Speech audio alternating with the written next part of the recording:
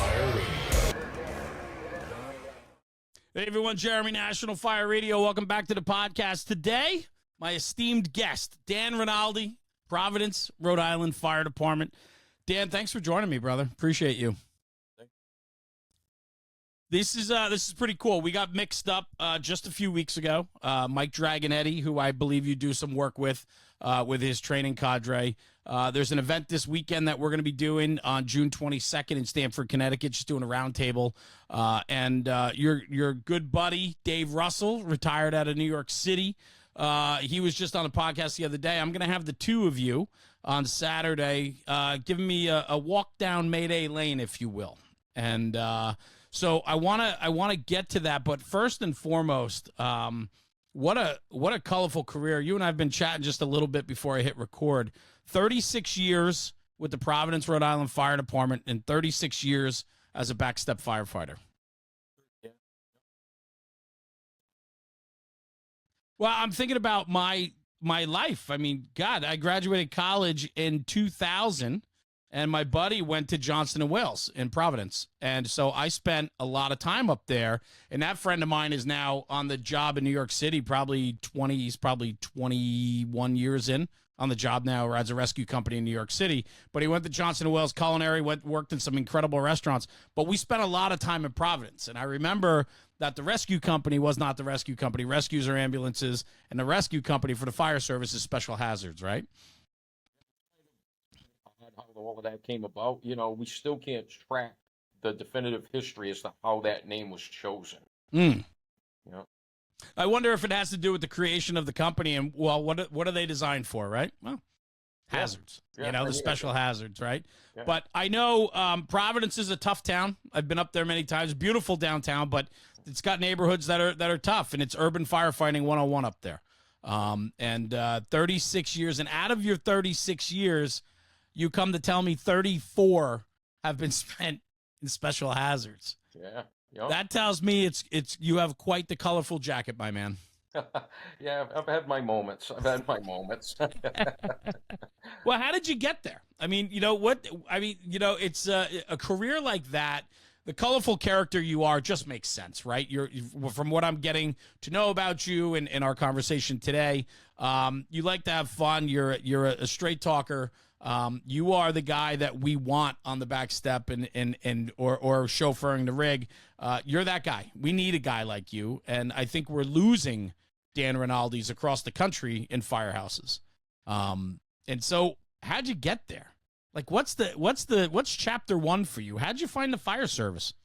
The fire service. I grew up in the west end of Providence, which is a densely populated area.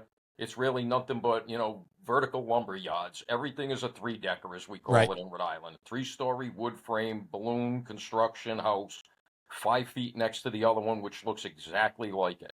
Because it was a huge, Providence at one point in time was the costume jewelry capital of the world. So all of these 3-deckers were built for the factory workers. Right. So that's kind of how that all comes into play. And there's a ton of them, and so I grew up in a 3-decker in the city of Providence in a densely populated area, and the engine company was like busy as heck, and, I would be chasing it all over the neighborhood. There were a lot of fires when I was a kid growing up. I would be chasing fires. 4th of July was ridiculous. One 4th of July, weekend, they had like 100 house fires. It's a city of only 18.5 square miles. Right. I mean, it's not like it's this giant place like New York City or Chicago or something like that. It's this little postage stamp, and stuff's like burning out all over the joint. So it was like there was a lot of excitement when I was a kid growing up, with the fire service. So I was like, oh, I would love to do something like that. Yeah. Back then as a kid, right? There's no other distractions, right? What are you doing? Playing stickball, throwing a ball in the lot, like playing out in the street, and then a big red fire engine goes by and, there's a fire around a corner. I mean, it becomes a neighborhood event. So yeah. I get it, man. I absolutely get it. That's pretty cool. Thinking about like growing up, Providence is it's an old town, right? It's an old town. And a lot of the infrastructure, I'm sure it's going through some gentrification or updating in certain areas, but I'm sure it still has its areas of the construction that you knew growing up, right?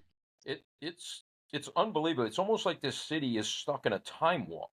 Interesting. To be perfectly honest with you. Yeah. It's like, nothing changed. The three-decker goes down, another three-decker goes up. Mm. It's just like more of the same. The downtown area landscapes changed. The high rises got bigger and all of that other stuff. It's still got a lot of the old buildings too, the old classic New England type, Right. downtown buildings. But the neighborhoods haven't changed. It's unbelievable. What did the early process look like for you? I mean, out of high school, did you go to college, or you right out of high school you went in the fire department? How'd that look? Well, I was an 18-year-old knucklehead. Actually, I was only 17 years old. I did have a cousin on the job, So I went and his firehouse was in the neighborhood. He's like, "Oh, why don't you go to the Division of Training and put in an application?" I'm like, "I don't know anything about that." He's like, "Oh, just go do it." So now I'm 17 years old. So I go over there. I see them at the DOT or whatever. They're like, well, I'm like, I'm only 17. It says you have to be 18. They're like, well, we haven't even looked at those applications yet. Just fill one out. Oh, okay, whatever. This is in the 80s, where Yeah. things were a little, people lose their mind nowadays. Like legit, they True. lose their shit. Oh, So yeah. I fill out the application. They're like, you'll be 18 by the time the test comes around. My birthday's October 16th. The written exam was October 1st. I'm still 17. No kidding. Yeah, I walked to the school where they were having it because it was down the street from my house, and it was a University of Rhode Island student, was like one of the proctors. They look at my license. It said minor operator's license in orange across the top of it. She looks at the picture. She looks at me. Looks at the picture. Looks at me. Yeah, you're all set. Well, all right, whatever. All right. I go in. I take the test. Yeah. Come out. Next thing you know, hey, you passed the test. You got to take the physical agility exam. And I'm like, oh, all right. I'll take So that. what year did you get on? October 3rd, 1988. 88. Yeah. Okay. What Providence at that time was going through? I mean, was it just your typical, New England city, or were it hard time? I mean, cities go up and down with the fire duty, right? Especially leading in, 60s, 70s, and 80s. Right. What did Providence look like then? Yeah, we were burning still. We were definitely still burning. I mean, they were citing in Firehouse magazine it was like Providence, Lawrence, Mass, Lowell, Mass. Yeah, I remember Lawrence always had that arson problem, right? Right, and that was us as well. Same okay. exact thing. They were because they were insuring all the three deckers, and then they were burning them down. Mm. Is what was happening. They were insuring them for way more than they were worth. Yeah. And then they were burning them. So would you find your way to an engine company? I did. I went to a ladder company right off the bat, which Okay. was a slow ladder company in the Brown University area. And the guy that was on an engine company was studying, and he got transferred out of the neighborhood I came from, actually. He was in a busy fire company, but the chief shacked him. That's what we call being transferred, Right. because he refused to wear socks. He would just wear shoes, wouldn't wear socks. The chief told him wear socks. He wouldn't wear socks. He got himself shacked. So that was it. He goes to the engine company studying for lieutenant. So Right. we want to know that the engine companies were way busier than the truck companies. The truck companies were like sacred cows back then. They didn't even, they might as well have had square tires. They only went to fires. That was right. it. If you weren't going out the door unless you went to a fire, for the most part. It's not a bad place to be. No, good work if you can get it. But Yeah. when you're a kid, you want to be busier. So we did what was known as a mutual swap. There's no bidding. There's no, just paperwork. The two captains sign off and I go to the engine. He goes to the truck. All right, perfect. So I did, just about 2 years in the end, year and a half in the engine company there. I did like a half a year in the truck before the mutual swap. Yeah. And what did that look like? I mean, you're putting up probably hose on the ground probably once a tour, at least? Back then in that firehouse I was in, no. Okay. No, definitely not. It was definitely in that, deep east side of Providence, Brown University, old money, Okay. like, that type of area. Right. So where did you get your hook then? Like where did it happen, or do you know the moment where you were like, all right, this works for me. This is where I need to be. Oh yeah, I knew as soon as I walked through the door that this was for me. There was like no doubt. I just loved the excitement of it as a kid growing up. And my mother would take me to the firehouse as a kid. There was actually a tiller truck in the firehouse that was near me. Yeah. And I'll never forget when they got a tower ladder. I got so mad because I was a little kid at the time. Yeah. I was so pissed off as a kid because, they used to put me up back in the tiller cage, when I was a little kid, and it was pretty cool. And now they got this stupid thing with a bucket that I can't get into. So Right. screw that truck. How big is Providence? How many engine companies, truck companies? What's it look like? Do you know? Now what do we have? We're at 13, 14 engines, 13 Okay. engines, I mean, 13 I'm not going to engines. hold you to it, Yeah, Dan. 13 engines, 7 trucks. Okay. One special hazards and Yeah. What did it look like when you came on the job? I mean, have there been companies that have closed over the years? Yeah, we had just up until kind of recently, we had 15 engines, 8 ladder trucks, Oh, and okay. special hazards unit.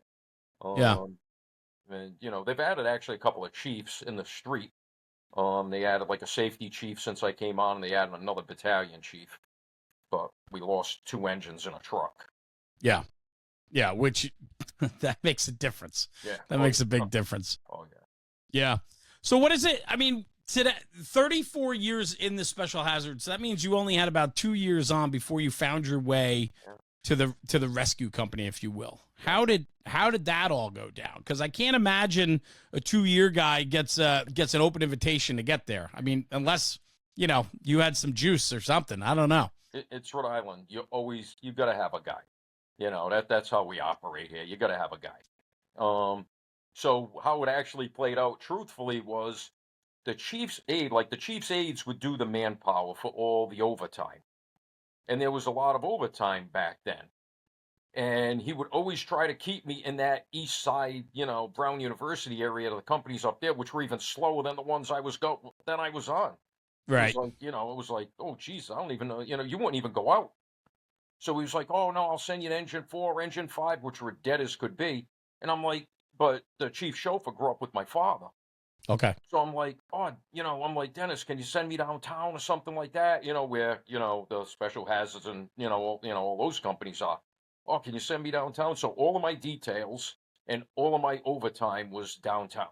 So Right. while I was down there, I showed interest. I was like doing all kinds of stuff while I was down there, just being, me.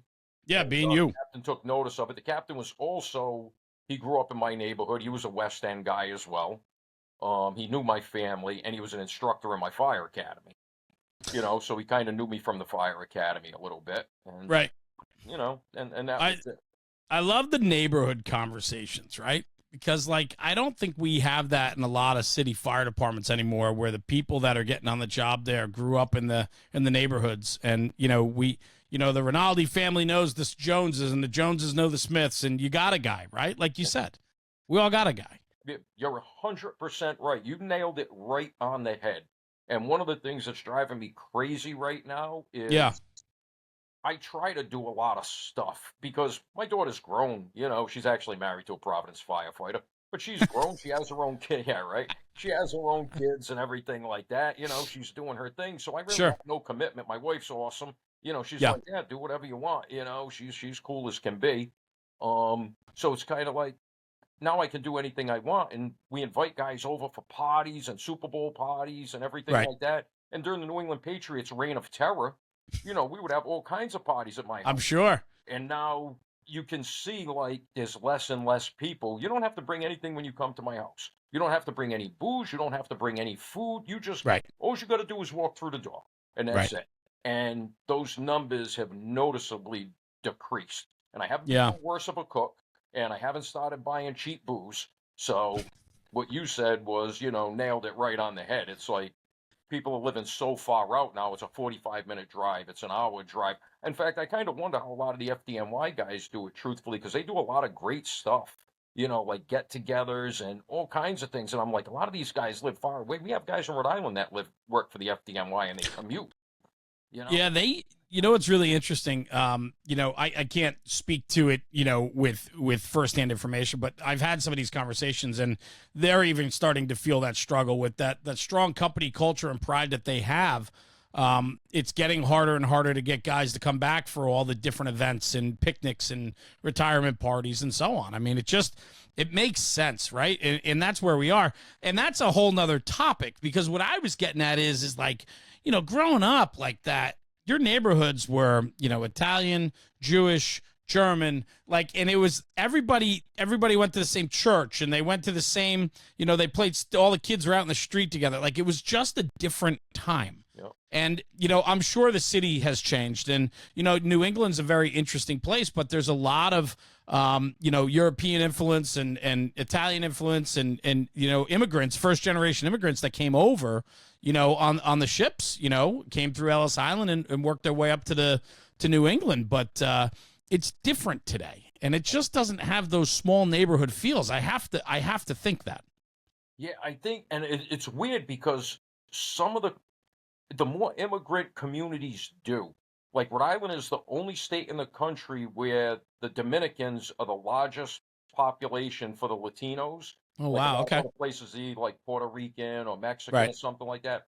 We have per capita, Rhode Island has the most Dominicans than any other state. And the Mm. Dominican community is very, very close. You could see them do a lot of Yes. stuff in the neighborhoods, the Okay. streets.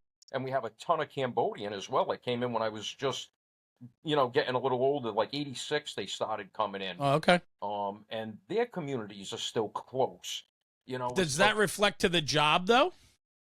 that not so much the Cambodian communities. They never really came onto the job as much. We got a decent amount of the Dominican guys and stuff like Yeah. that, which is, Okay. fantastic. Yeah, I sure. love the diversity coming on the job, to be perfectly honest with you. I agree. As long as it's done the right way and things That's like right. that. I think it's a fantastic thing, to be perfectly honest with you. But that's a whole nother, that's a Oh, whole for nother sure. I rabbit mean, hole you can go down, because, well, I think the fire department does need to represent the communities that it serves, but we can't take shortcuts to get there. That's all. exactly. Yeah. That's just it. give everybody a fair shot. Yeah. That's all I'm saying. Don't hand anybody the job, Yeah. but give everybody a fair shot. Yeah, I can't find many people that would find fault in that statement at all. I want to ask you this. So you found your way downtown. Mm-hmm. You get to the rescue or the special hazards. Yeah.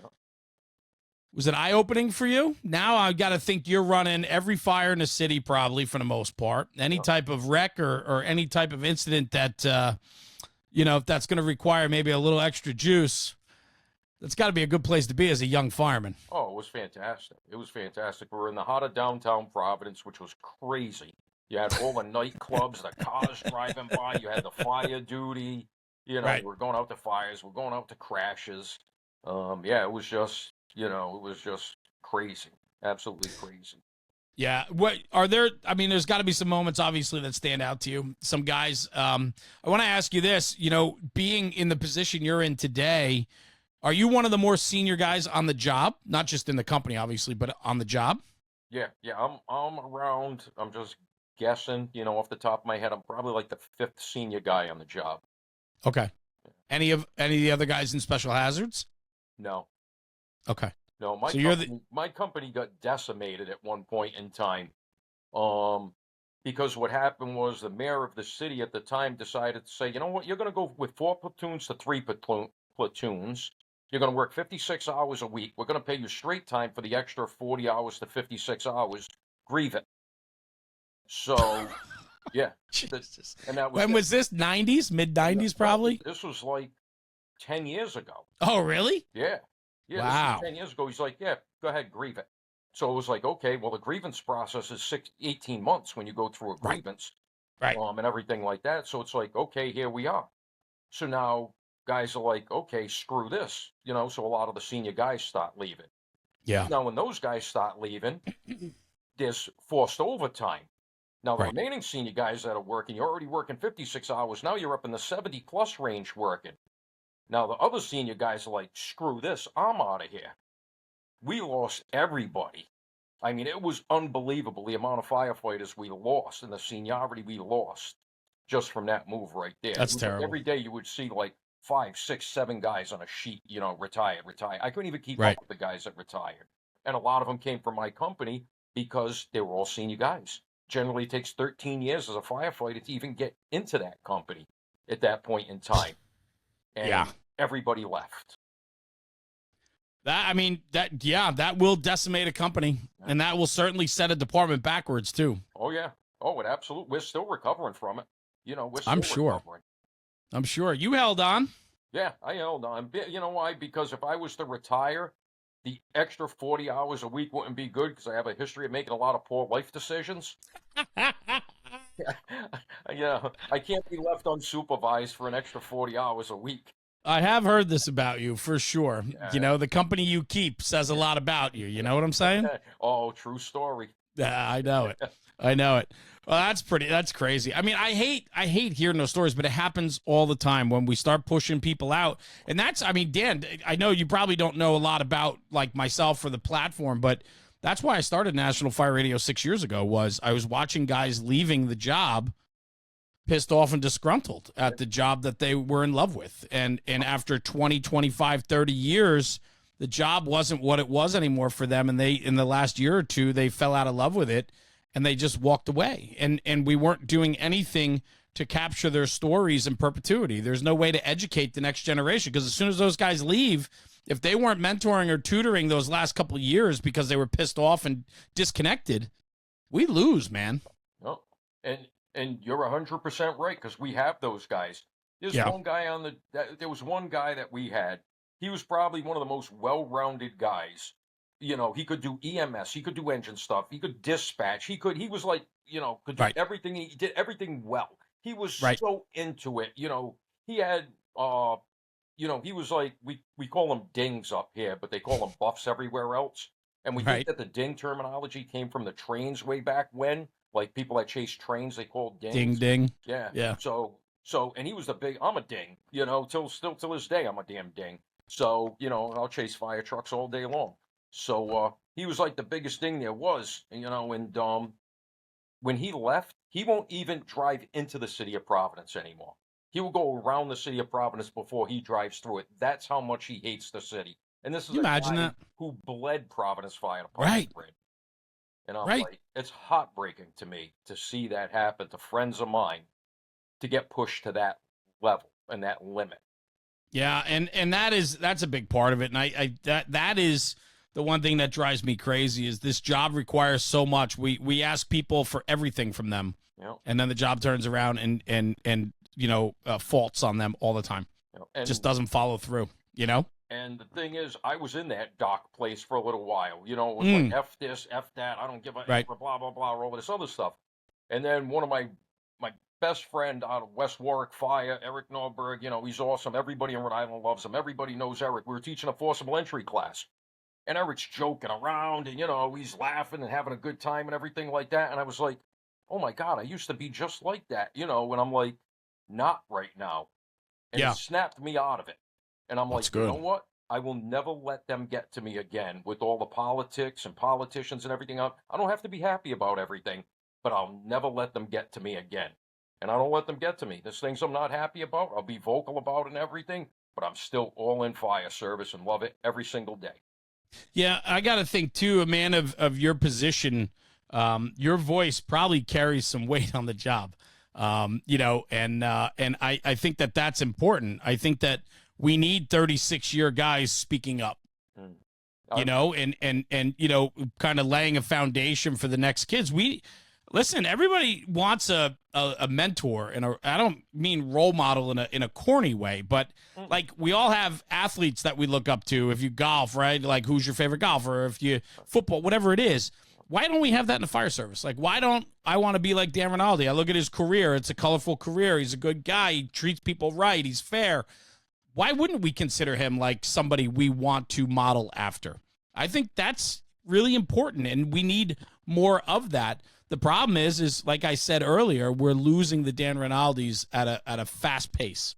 Yeah, and I try to do my part to set an example. Sure. When it comes to that, I try to lead by example as much as possible. Like, the other day they were doing rapid intervention drills and things like that, all morning long. It was Right. It was like 93 degrees outside, full turnout gear. And the director at the DOT, they're kind of like, if you want to kind of sit back for this, just take it easy, don't worry about it. And I'm like, oh no, I'm all in. I'm all in. I put all my shit on and everything like that, and I'm like, come on, let's do this. Yeah. And that was it. I'm doing everything that everybody else is doing. And, I'm no different than the junior guy that comes on, tomorrow. What's it look like now, the rescue company for you guys, Special Hazards? Is it still a 13-year process to get in the door, or has it skewed younger? No. I mean, it's not as deep as 13 years, because a lot of those guys now, because we lost so many people, Yes. they're getting promoted as lieutenants and officers, before they even approach, the Have the 13-year opportunity. mark. So it's Yeah. like we're kind of in this cycle now, but we got a lot of, I would say to get here now, probably like maybe 8 years, somewhere around there is probably what it's going to take for you to get into the company. So it's creeping up. I mean, I took so much flack because when we were rebuilding the company, I was a senior guy now. Right. And I'm going out getting kids, and I'm getting kids that came out of the last academy. These kids had 1 year on the job, and the senior guys were going crazy. I'm like, don't think I didn't go see senior guys and ask them. But the senior guys had enough respect to say to me, I have a good shot at the next lieutenant's test. Right. I want to spend the time studying, number one. I don't want to waste your time trying to get you to bring me up to speed, and then I leave and you got to do it all over again. So I'm like, I went and talked to all the senior guys. So, okay, so now all the senior guys, don't take it for those reasons, good reasons. And then who do you go to next? Oh, wow, it's the last fire academy.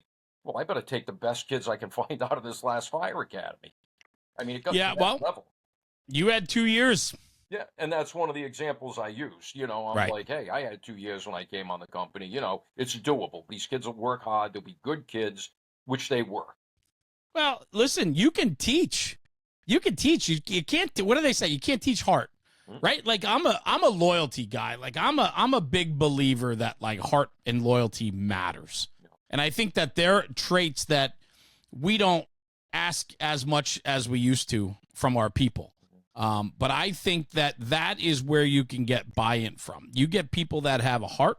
You have people that understand where they fit in, where they are in the process. We can teach you how to be a fireman. Yeah. I can't teach you how to be a good person or have loyalty or commitment or believe in our teachings. Like I can't teach you any of that. Yeah.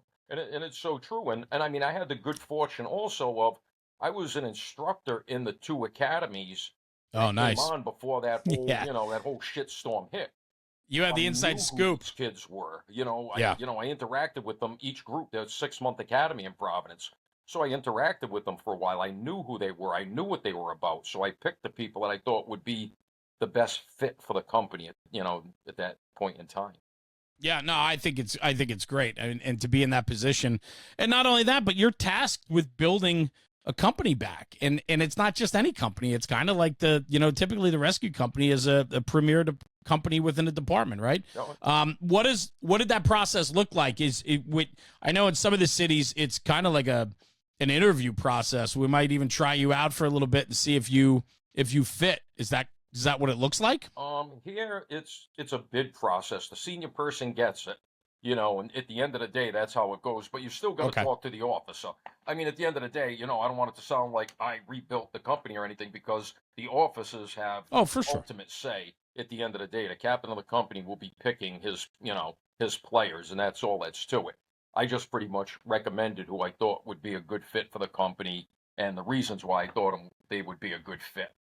And then the officers picked who they thought were right for their groups and went from there. So I don't, I definitely don't want to come across like, I picked. No, I didn't feel that way at all. I think what's really interesting though too, and I don't think anybody could disagree, is that you're a steward of the company, and it's like protecting the integrity of what the company stands for. And in hard times, we need guys to stand up and say, nope, this is a hard line. Like this isn't going to change. Yeah. And this company needs to remain this way. This is the integrity of the company, and we need guys that are bought in to protect that. Yeah, and that's the thing. And these guys, they were all type A personalities. Yeah. Which is like trying to corral cats that can talk back. No doubt. We had some moments, we had some moments, but they were all great, and I mean, they're fantastic. Some of them are still with us, and some of them have gotten promoted since then. And moved on and things like that. And, they'll come back as officers someday, I'm sure. But yeah. Wow. That's an interesting take too, though, is that you said a lot of, some guys that were more senior didn't take it because the promotional processes, as guys are leaving, we're filling roles and we're promoting quicker. Yeah. And so guys aren't getting those senior years in to be able to transfer into a company like that. So you got to look younger. That makes sense. Absolutely makes sense. I want to ask you about this. I mean, being on the special hazards and being a senior man there, you certainly have had your share of, action, fires, and everything else that comes along with that. But I know there was one fire that stood out. The reason why we're getting together this Saturday is a conversation. We're going to do a roundtable about sharing your story, your Mayday story from January 6th, which is 6 years ago now, I believe it is. Yeah. And so I'd love for you to kind of give me a little rundown on that, so that we can hear, because I do know this was this was not a Mayday, and okay, I'm good. I mean, this was involved, and you said even so with the rescue survey, right? In all the categories, when you bring them all together, you had a single-digit survivable rate. Yeah. And you were able to cheat it. Yep. Yeah. I mean, I managed to get lucky on some accounts. Maybe some of the things that I did was, self-survival skills and everything like that. But luck also came into account, with this as well, just because of where this building collapsed. I ended up in the kitchen, and there were some lean-tos created by the stove and the refrigerator. Otherwise, the whole rest of the floor pretty much pancaked. If I was anywhere else there, it probably would have been a different outcome. So that was totally out of my control. That was just a luck sort of thing. Give me the breakdown. I mean, you guys were dispatched for a structural fire, but it ended up being what, three homes? Yeah, we ended up fire building, 2 exposures. Yeah, we had 4 3-deckers going. One was fully involved. It was a report of a woman trapped. One house was just going just about top to bottom. There was no getting into the second floor of that house. The way the fire was blowing out of everywhere. They didn't even say which house she was in. So one was going top to bottom, and the other one was starting to go top to bottom. So if I was going to get jammed up, I would have thought it was going to be in that house that I was going into to make a search. It was like a runaway freight train in there. At one point, the chief even said, "Hold your position, because that whole floor is getting ready to light up." So it was that bad on that floor at that point in time. And I was trying to get a hose line up there. We had to cut bait. All hell broke loose. It was 6 degrees out. There's a foot of snow on the ground. So we leave that building, and then, we go into one of the exposures. Now, with special hazards, you guys have inside-outside teams? You were assigned for search? Oh yeah, search. So okay, for something like that, when I first came to the company, the captain of the company, pretty much said, if there's a report of somebody trapped, 2 go to the front, 2 go to the rear. We search towards each other. There is no retreating. I'm like, all right, well, and he meant it. They didn't call him Iron Mike for nothing. He was as bad as they come.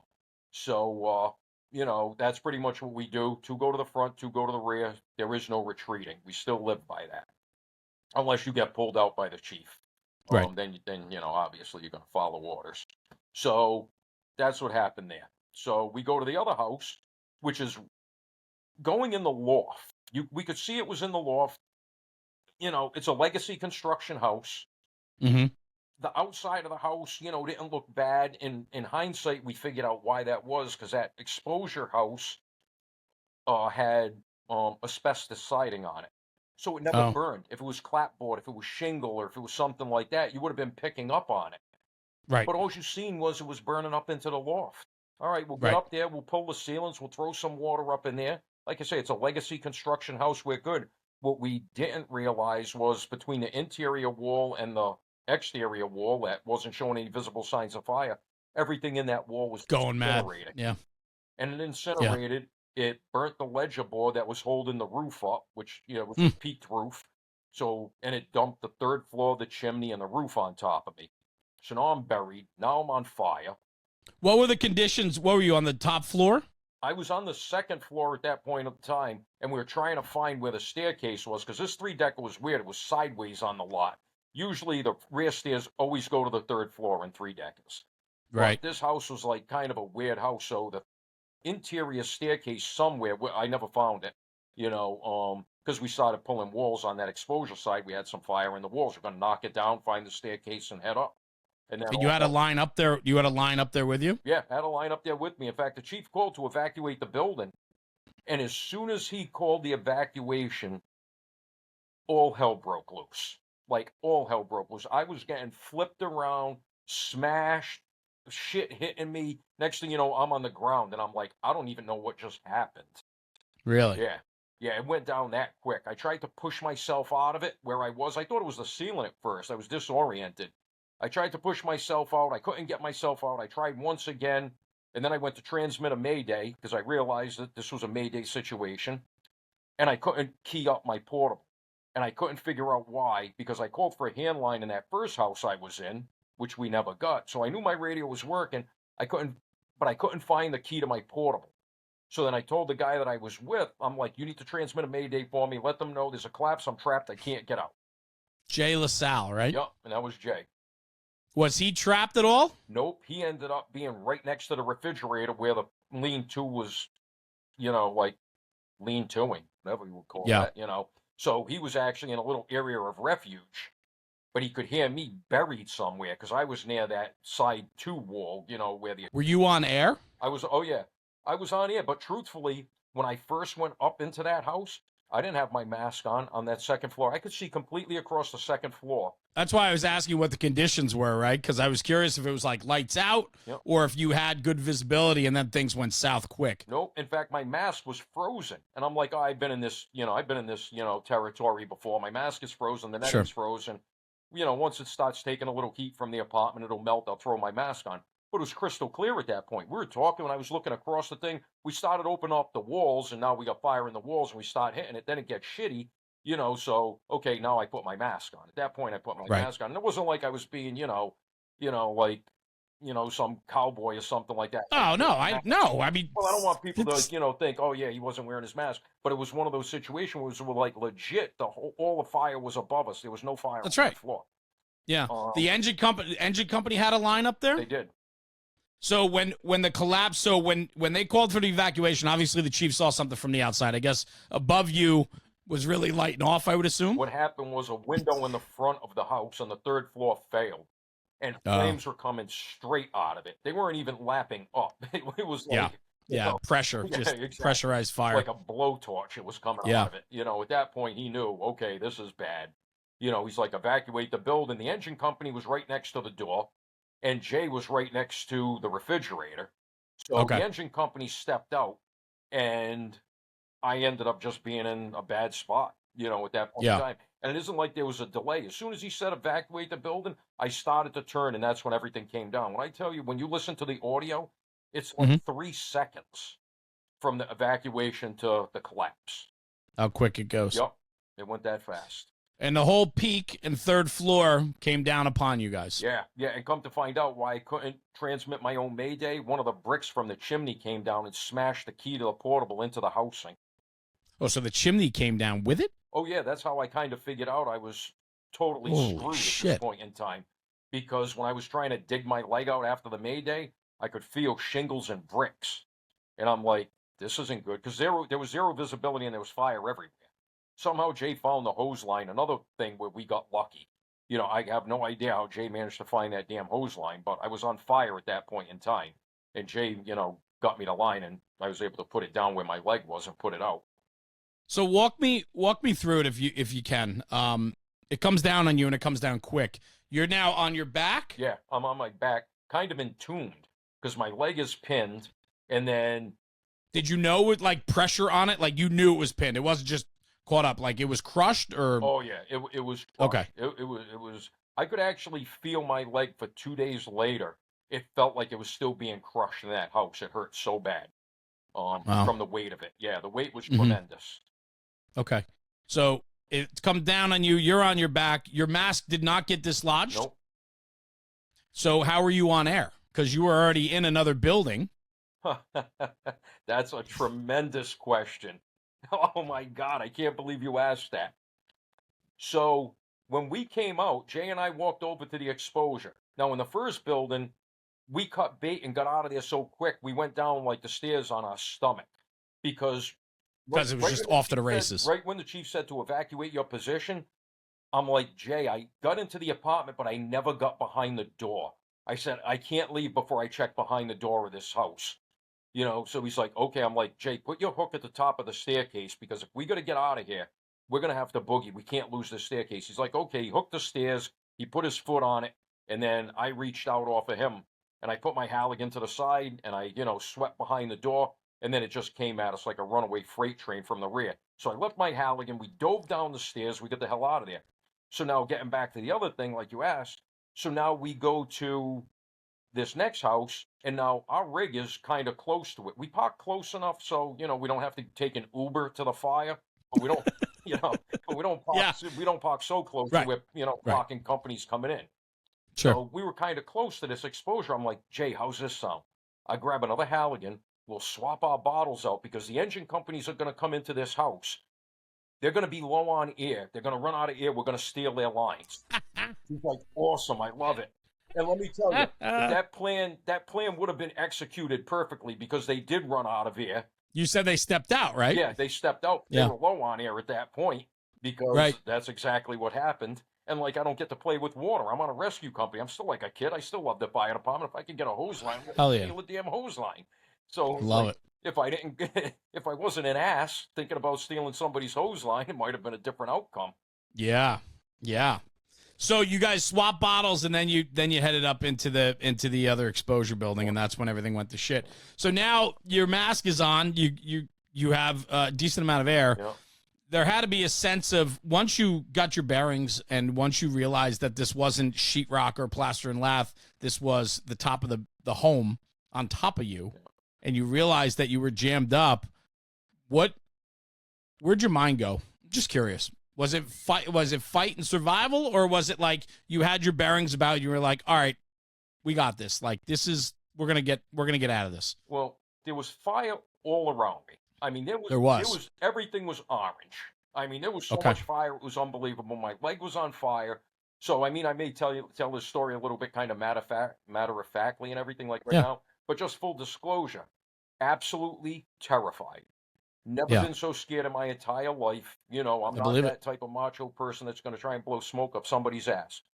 Absolutely terrified, because at this point in time, I mean, like, this is where ignorance is bliss, because if I had one day on the job, I might not realize how bad this situation was, but I realized how bad this situation was.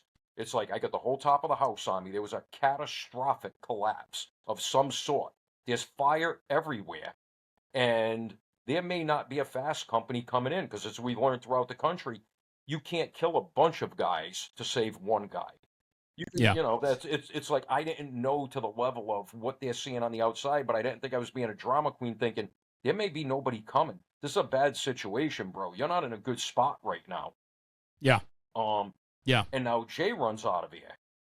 So now when I'm laying there, I'm like, okay, like, with everything. Can you hear his vibra alert going off? Like, were you in communication with him? Yeah, I was in communication with him, talking to him, and he was trying to dig me out, but he couldn't get to me because of where I was buried. Everything was so damn heavy, and Jay's in good shape. Jay, like, rides, cross-country bikes and everything like that. Like, Jay, Jay's like, has good wind and everything like that. And Jay runs out of here, and I'm like, all right, well, you got to go. That's just how it is. So Jay's got to go. So now I'm there, and I'm like, okay, what's your plan? At first, I got mad. So now once the terror wore off, I got furious. I mean, I got so mad. At what? Not that I'm so arrogant that I think, oh, I can't be killed in a fire or anything like that. That I have done all of the MAYDAY drills, and I've trained for MAYDAY situations, during my career. I've done the Denver drills. I've done, all these different drills to, like, self-survival stuff. And there's nothing I'm going to do to save myself right now. I'm pinned. I'm like a mouse in a mouse trap. And everything I trained for my entire career, I'm not even going to get a shot to get myself out of this. So I was furious. And then I calmed down. I'm like, okay, what are you going to do? What's your fucking plan at this point in time? All right. My feelings in life is, with everything, pretty much how I treat it is, if I can swing some of the variables into my favor, I may be able to change the theoretical outcome of whatever's happening. Love it. So now I knew I wasn't changing getting my leg out from under that area. That's never happening. So what can I change? I can change my breathing pattern. I can breathe in through my nose. I can hum out through my mouth. I can slow my heart rate down. Jay left the hose line with me. I had it open wide the whole time, trying to put out as much fire as I can see. And you did. Off. And when my air runs out, I'm going to take my regulator off. I'm going to crack the nozzle. I'm going to put my head next to it and Yep. try and survive as far as that goes. I'm going to hope for a secondary collapse, as bizarre as that sounds. Like who does that? But I'm like, if nobody's coming for me, my only chance of survival is if this place collapses again and I can duck and cover. That's right. So I'm listening Yeah. to creaking, groaning, anything that may indicate, a secondary collapse. And it's weird. One point when you listen to the audio, I'm inside and the chief says, shut down the tower ladder because he didn't want to add more weight to the building because he's sending the fast companies in.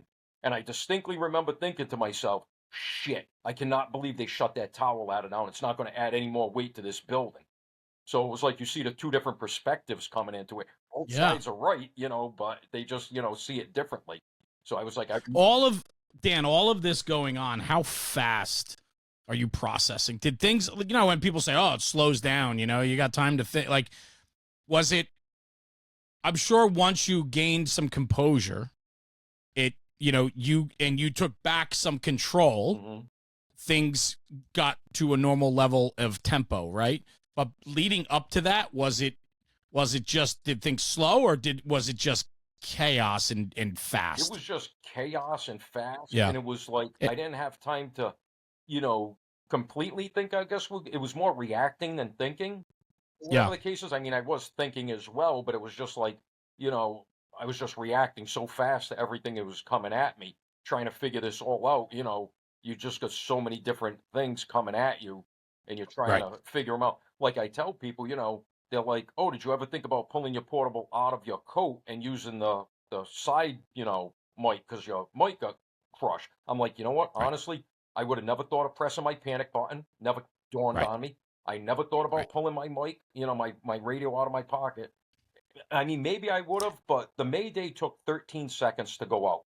From the Jay transmitted the Mayday for you. Right. Which was received, right? Yep. So that was 13 seconds after the collapse, because I tried to push myself out twice, and then I tried to transmit my own Mayday, and I recognized this as a Mayday situation, and then I immediately told Jay, you got to transmit a Mayday. Yeah. Because I was aware that a lot of firefighters have died in this country because they were too embarrassed to transmit a Mayday, or, for whatever reason.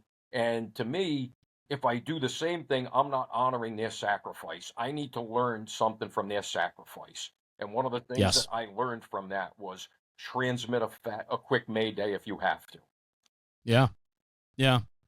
So, okay. So Jay has to get out. His Viber alert's going off. He's running down. He's out of air. Are you still on air at this point? I'm still on air at this point. Were you able to knock down fire with the line you had, or were you continuing to feel the heat and the burn, right? Because you had burns? Yeah. At the back of my leg got burned. I ended up with a 3rd degree full thickness burn.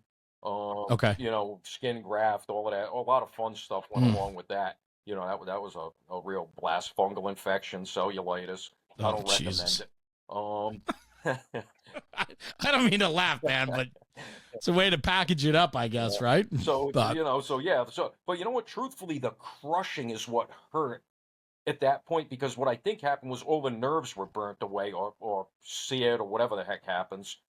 So I don't think I was feeling the burn as much as that point, but I never stopped feeling the crushing.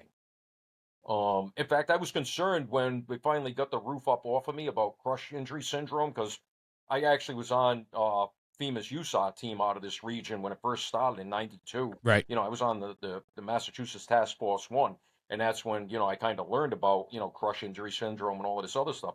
I was wondering if I was like maybe a candidate for this when they lifted that roof up, because I was in there. Was it on your chest too? Like, was it just your legs, or was it your?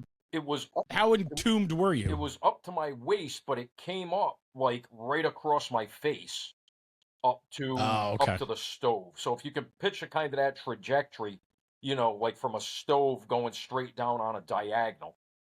Right. I was like buried in there. Okay.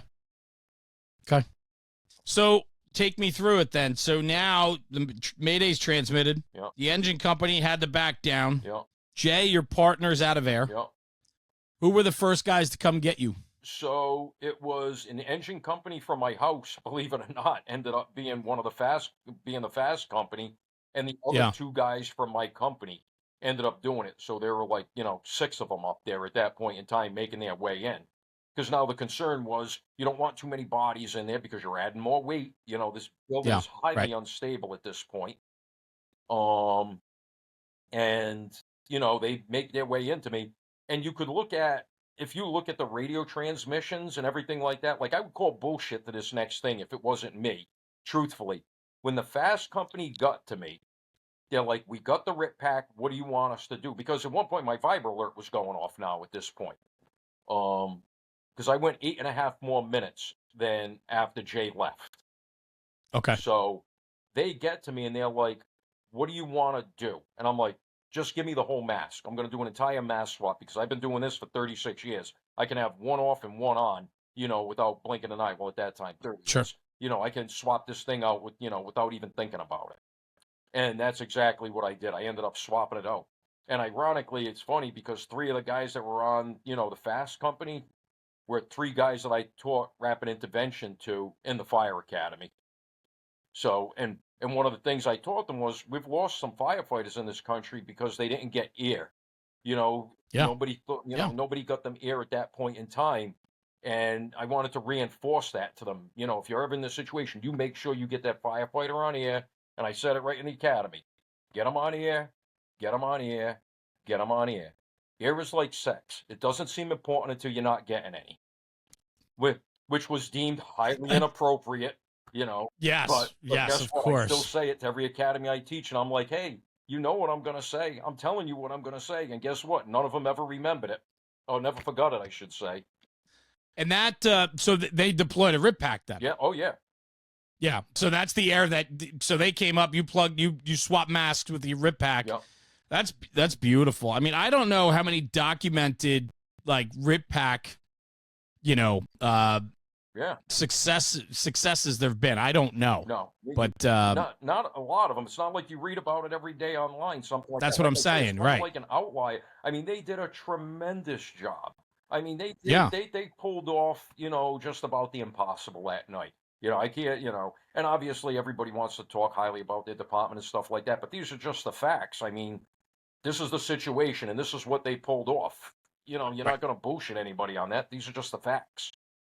Yeah. So what did they have to do? I mean, I got to believe, though, there had to be, airbag shoring, saws. I mean, this is probably a prolonged operation or 32.5 minutes. 32.5 minutes. So from what, the MAYDAY or? Yeah, from the MAYDAY. Or from what, I mean, that's 13 seconds after. Yeah. So, okay. So at the time of collapse, so 32.5 minutes. Yeah. So now they had to bring 2 more hand lines up to that floor for the fire that was still burning. They had to put a hand line below me. You had a radio transmission telling the chief, get below them because we got fire coming up around them, but be careful when you're pulling the ceilings.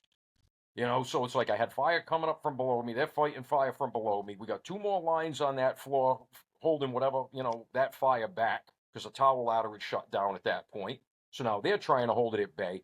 The visibility was still 0. In fact, one of the kids had called for a couple of sawzalls, to try and cut shit away from me.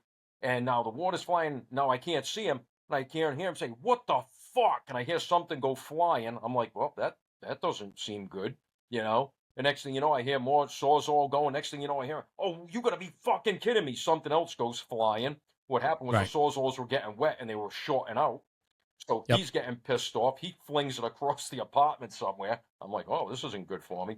At first, what they did was they brought up a 20-ton bottle jack.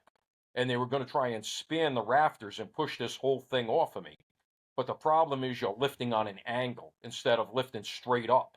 So the problem is now you're lifting on an angle and everything's rolling. So then they call for the hydraulic rams and the hydraulic spreaders to get them into position to make a lift at that point. And that's what ended up doing the job at the end. Wow. So what was on? Do you know what was on you? Were they like 2x6s, or I mean, it was dimensional lumber, right? Yeah. Legacy construction, right? Yeah. And so it was the end of the rafter. See, the problem became, if you can picture where the rafter ties into the ledger board, the terminal point of the rafter. That's what was pinning my leg, and it was coming up across me. So there was no point further down from that where you could lift it from. I was at the end point, so. To try and picture that, it's like, where do we lift this from if it's on him? We can't put the bottle jack on his chest Well, the spreader's on his chest and lifted up, you Yeah. know. So like you're Right. trying to figure out where the hell do we lift this thing from to get this whole assembly off of him. Yeah. And how much? I mean, would you need a couple inches? I mean, just enough to. That was it. And that was one of the things I was Yeah. saying when you know, when they were doing it, I'm like, all right, let's just go real slow here. I'll let you know when I'm free, and then we're gonna stop right there. In fact, I still had the 20-ton bottle jack next to me with a 4x4, and as they were doing that, I was pumping up on it, trying to capture the progress. Like, you know, obviously this isn't a situation where you're lifting an inch, cribbing an inch, Right. but I couldn't possibly imagine if those spreaders kicked out when they were lifting, because we all know, you know, you're not supposed to lift with the That's spreader right. or anything like that. We've all seen it online what happens next. But we're thinking you only got to come up a few inches. We can get away with that. You know, we're not doing massive displacement, but even still, I was so afraid that this weight was going to come back down on my leg Yeah. that I was doing anything to make sure that, you know, I don't care what I had to do, because I couldn't possibly imagine feeling that come down on my leg again. It hurt so damn bad. Yeah. Yeah. And so they were able to free you Yeah. after 32 and a half minutes. And now they're bringing you down the stairs and they're bringing you outside. What's your mindset when you were free and you knew you were getting out of there? Yeah, it was like complete relief. I was laughing when they were loading me into the ambulance, you know. I saw a clip Yeah. of you, and you said something about your leg. Yeah. It was hard to make out like what you were saying, Yeah, but in fact, I was telling them probably at that point in time, I was telling them, you know, my leg was crushed for so long, I can't feel it right now. yeah, You know, so that's what I was telling them, but I was, you know, happy. I'm like, I knew, you know, I just cheated death. You know, I've been around long enough. Like I say, ignorance is bliss. If I came on the job yes, yesterday, I probably wouldn't even realize the significance of what just happened. But I had a very good understanding of what just happened. And then when I got into the hospital, while I'm waiting and things like that, after they prodded and probed me and all of this other stuff, and they moved me into a room, I asked for a pen and a paper. And I wrote down every single thing from that event, because I wanted to make sure it was all fresh in my mind. Because I know how yeah, things go. You know, if you wait, you know, things get fuzzy and foggy and you forget things. So I sure. wrote every single thing down while I was still in the hospital. Wow. I mean, all of it is it's an unbelievable story. And I can only imagine, you know, I keep asking about the mindset, right? I'm a firm believer we don't teach enough about fighting to stay alive. I think some of the RIT training and fast team training we do is we put too much emphasis on somebody's going to come get you. Mm-hmm. And your story was complete opposite in your mind thought in the beginning. And maybe they're not going to be able to get in here. Maybe they're not going to be able to get to me. And so I have to do everything I can to get out of this spot. We got to do a better job, I think, in educating our people that you get jammed up, you got to do everything in your power to get the hell out. Yeah, absolutely. And what I tell people when I talk about all of this stuff Yeah, is, you know, like, your training will kick in. You know, you have to trust it, but you have to train. You know, like you got to yeah, train a little bit and do all of this other stuff, and your mind will go into a different place for whatever reason. And the best way that I can explain it to people is I was infatuated. I probably watched it between 50 and 100 times on YouTube, the radio transmission from the Miracle on the Hudson. mm, And I'm listening, you know, to Captain Sullenberg, and, you know, you're listening to him talk, and you would think that he's landing a plane in West Palm Beach on a sunny right? day, and he's Yeah, crashing a fully loaded jumbo jet into the Hudson River. And he's just like, yeah, that's a negative. I'll be in the Hudson. And all of his transmissions up to then were just like, no, right, can't do it. No, I'm going to be in the right. Hudson. I'm like, huh? This guy's balls are so big he can't cross his legs. I'm like, You're right. it's remarkable to me, like, to be like that in that situation. But now I get it. You know, now I get it. It's like his training kicked in at that point in time. My training kicked in that point in time. Something in your brain changes. I don't know what it is. I'm not a clinical psychiatrist or anything like that. But given the opportunity, you know, Yeah, things just happen. I don't know why that is, but that's probably the best way I can describe it, is that, you know, his situation, and, you know, Like, Yeah, no, I mean, death it's is on your you find doorstep, and yeah, yeah. we're all right. You find commonality. I mean, your story is just as unique and important as his, and it's survivability, and it's what are you going to do? You can roll over, Yeah, yeah. or you're gonna let your training and your knowledge and experience take over and guide you. Right. Yep. You know. That's where On a side note, a good friend of mine, not a good friend, a friend of mine was on that flight. Oh my God, really? Yeah, yeah, yeah. I still see him. I see him like once a year, and so on. And but anyway, I yeah, can't man. even So imagine. I can't even imagine right, being on that plane. yeah. Once Well, I want to ask you this. Something else that when I have conversations with guys that have situations like this, and this is probably one of the more significant Maydays that I've talked with somebody about.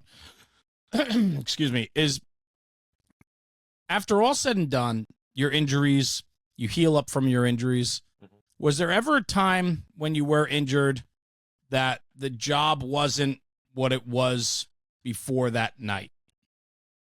as far as Well, just your whole mentality about it, because then the next question I'm going to ask you, and maybe you can just lump it all together, is you came back from it. Yep.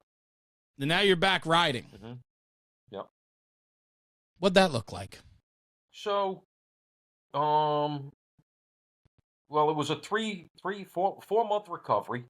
By the time, I was pretty ignorant to how significant a third degree burn was, even being around that amount of time. I thought I was going to be back in 2 weeks. I Yeah. was that ignorant to third degree burns. I mean, it took like 5 weeks for it to even stop bleeding. So, I had a pretty long recovery and then a rehab, and I always felt as though, I plan on going back. One thing I would recommend to any of your listeners is don't let your wife know you're going back to work when your bag is on the floor that night for the next morning.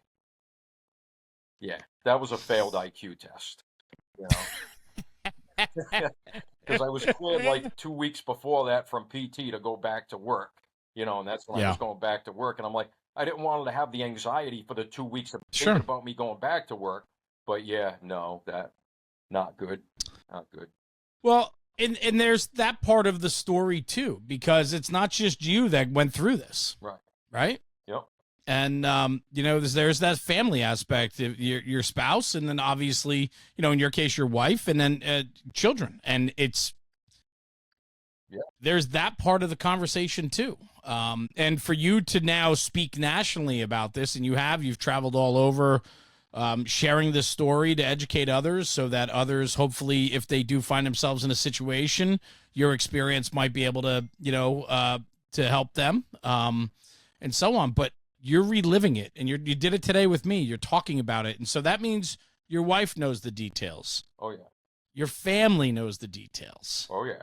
Yep. I tried to hide. They walked that road with you. Yeah, I tried to hide it, from them. Yeah. But, that wasn't happening.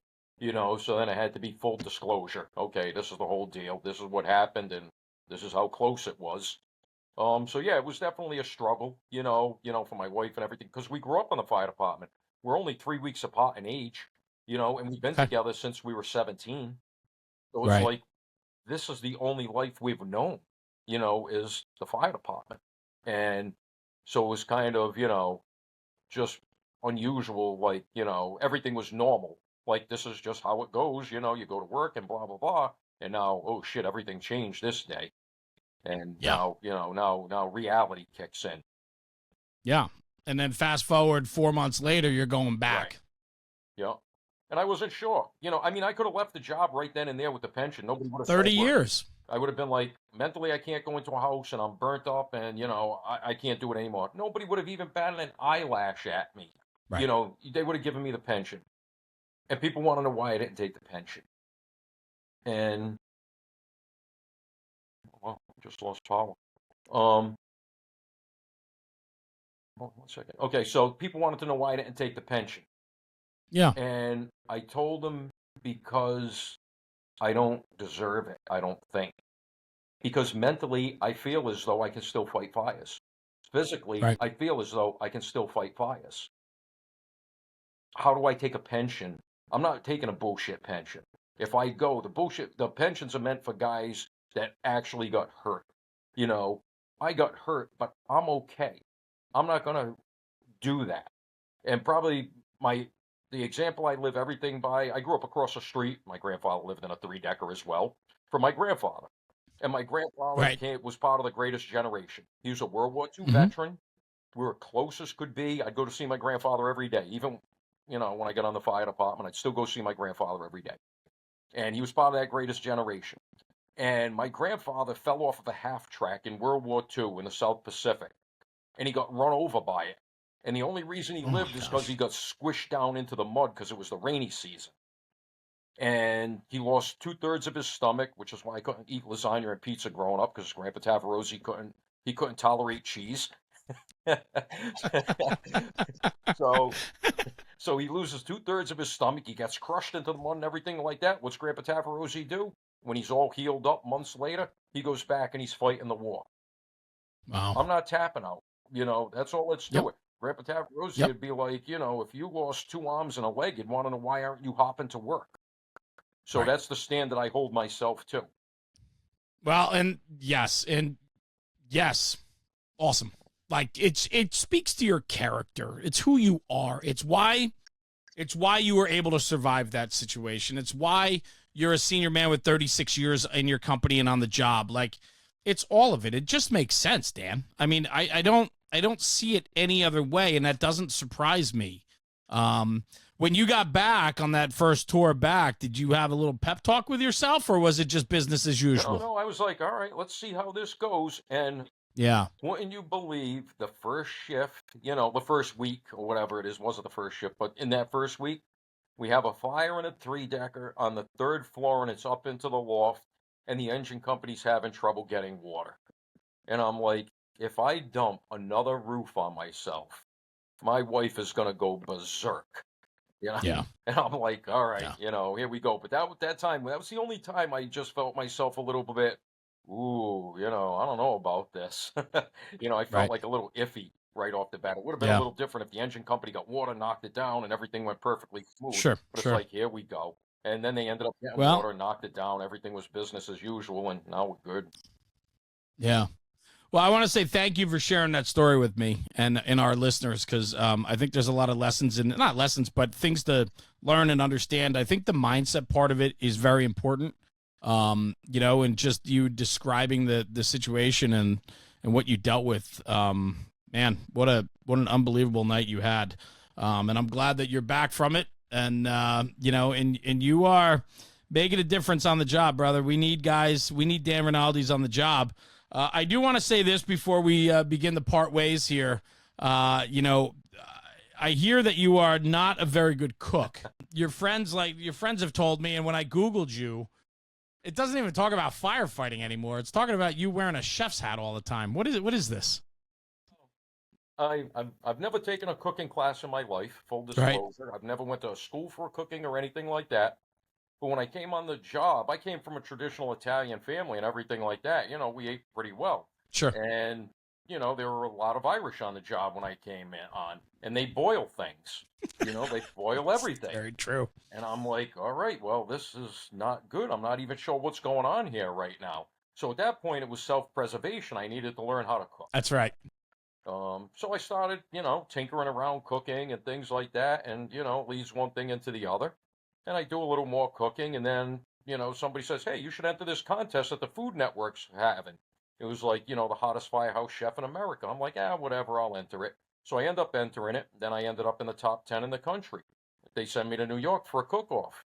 I'm like, all right, well, this is kind of cool. We get to go to New York. I bring all the degenerates I work with. We go down there in this Yeah. entourage. Right. Right. It was unbelievable. And I end up being selected the best firefighting cook in America from Wow. 2002 to 2004 by the Food Network. That's And, cool. I start cooking a little bit here and there for some different things. And just before COVID hit, um, Airbnb was having a contest. They were trying to find the top 100 home cooks in the world. Right. And I was selected as one of the top 100 home cooks in the world. And they were going to send me to Italy for a week for a cooking class. It's called the Wow. Slow Food Cooking Academy. Instead of fast food, it's Right. slow food, like you Right. actually Yep. cook. Yep. So it was, in Italy. And I was going to be landing at the first airport that got shut down on the entire Of planet course. because of COVID. Then they canceled the whole damn thing. Yeah. Yeah. So, Yeah. I'm just What happy. is it? I mean, obviously self-preservation. It's a funny Yeah. story from your early on in your firehouse days, but I mean, what is it for you? Is it enjoyment, disconnection? Just it just keeps you occupied, or you just like to eat good food? Well, I like to eat good food. I'm not a food snob by any chance of the imagination, Right, 'cause I'll right. eat virtually anything. In fact, I love corned beef and cabbage, to be perfectly honest with you. It's one of my favorite. Yeah, I love it too. I corn my own corned beef during, Yep. St. Patrick's Day and everything like that. But my hypocrisy has no limits. Right. So That's right. I crush all the Irish guys about their big holiday coming up and whatever garbage it is they're going to be boiling. And I get them all wound up, and then I take pictures from my house on St. Patrick's Day. I got a giant shamrock on, a giant friggin' I love it. leprechaun hat, and I have love it. corned beef and cabbage in front of me. So Yeah. it's like I'm not a food snob. It just has to be executed well, whatever it is. Yeah. Well, I want to ask you this because you what you just said is absolutely hysterical to me, because a big part of this job is the friendships and the people that you meet along the way. And, there is an absolute cast of characters that surround you. I've met one or two now. I'm sure I'll meet more as time ticks on. Those guys, what they do for you and what you do for them, I mean, that is a part of the job that we cannot lose sight of. Yep. It's so true. It's so true. I try to keep that portion of it alive. And Yeah. the food part is a big portion of it. I agree. Getting guys to sit down, eat, and, busting each other's chops in the kitchen, whoever's cooking or something like that, Yeah. And the bad meals are more fun than the good meals, to be perfectly honest with you. I can make a good meal anytime, but when somebody makes a bad meal, Oh, yeah. that's the best. It's like It's I found endless. money.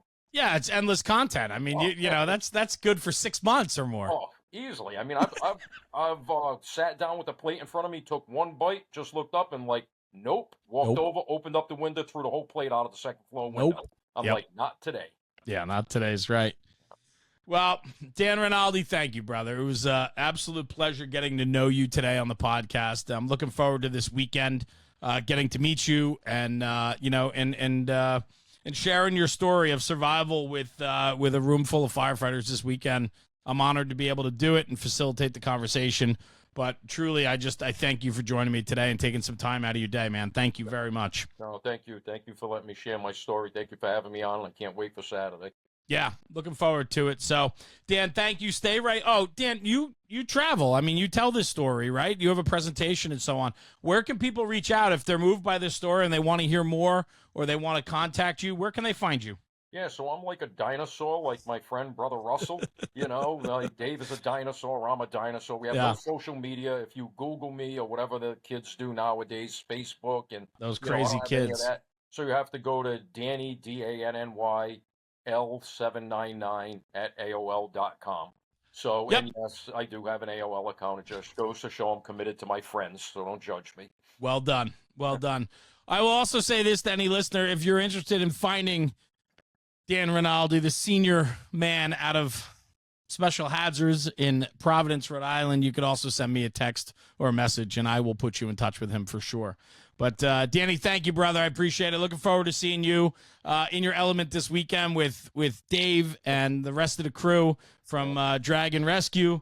And hang out one sec, and I'll come right back to you. I just want to sign off the podcast. All right. 10-4. Cool. Guys, thanks for tuning in for another episode of the National Fire Radio Podcast. Dan Rinaldi out of Providence, Rhode Island. An incredible story today and just an incredible career all the way around. And it was a real honor to have him on the podcast today. And like I say at the end of every episode, and especially this episode, take this conversation, take it back to the firehouse and talk about it. Because when we're talking about the job, we're making the job better. We'll see you at the next one. Jeremy, National Fire Radio.